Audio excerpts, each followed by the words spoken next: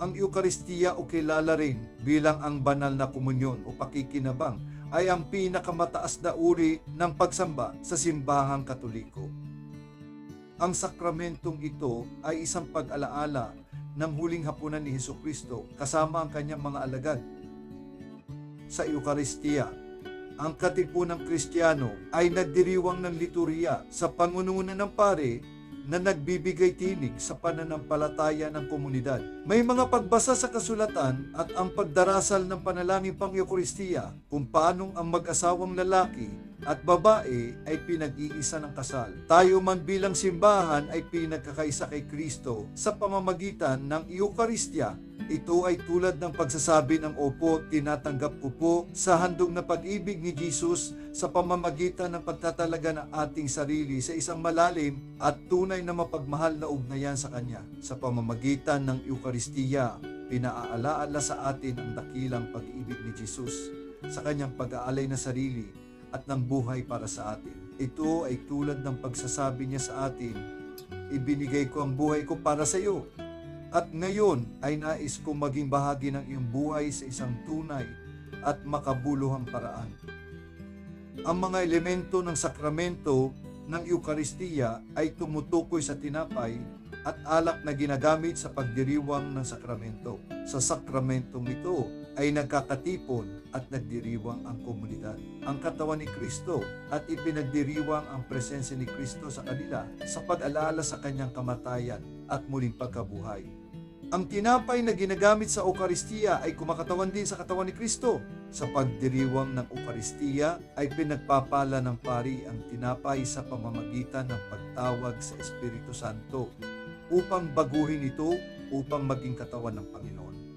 Tulad ng kung paanong ang tinapay o ostya ay nililikha mula sa dalisay at purong sangkap ng trigo, ay pinananaligan ng mga Kristiyano na si Jesus ay walang sala o naging ganap ang Panginoon sa kanyang pagtatalaga ng sarili at pagsunod sa kalooban ng kanyang Ama patungkol sa pagkakaloob ng kaligtasan. Kung kaya sa pakikibahagi natin sa sakramento at sa pakikinabang sa tinapay na ito, tayo ay pinaalalahanan na nagiging tulad tayo ng ating tinatanggap. Tulad ni Kristo sa ating pagtabatalima sa kalooban ng Diyos. Ang pagtanggi na makinabang sa tinapay na ito ay pagpapakita ng kawalan ng pagmamal at pananalig sa Diyos na nagpapatawad at nagpapabago ng ating mga puso. Ang pakikinabang naman habang nagpapatuloy sa kasamaan o kawalang katarungan ay isang wad na pananampalataya at pagtakwil sa tawag ng Diyos na buksan ang sarili sa kanyang grasya upang mabago ang kanyang puso. Isipin mo na itulad ng pagiging bahagi mo ng espesyal na salo-salo kung saan ang lahat ay kumakain ng sama-sama. Kung tatanggihan mong kainin ang inialok, ito ay nagpapakita na hindi ka nagbibigay galang sa mga taong naghanda ng piging.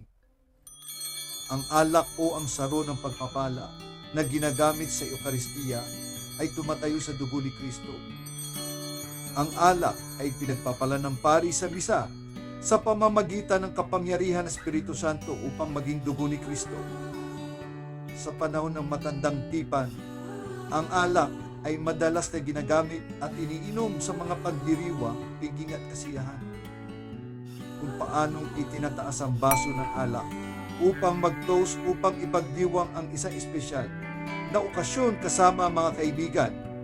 Ang pakikibahagi sa alak sa Eukaristiya ay isang paraan ng pagpapakita ng kagalakan at pagdiriwang ng pagsasama-sama upang alalahanin at bigyang parangal ang pag-aalay ng buhay ni Kristo para sa ating kaligtasan.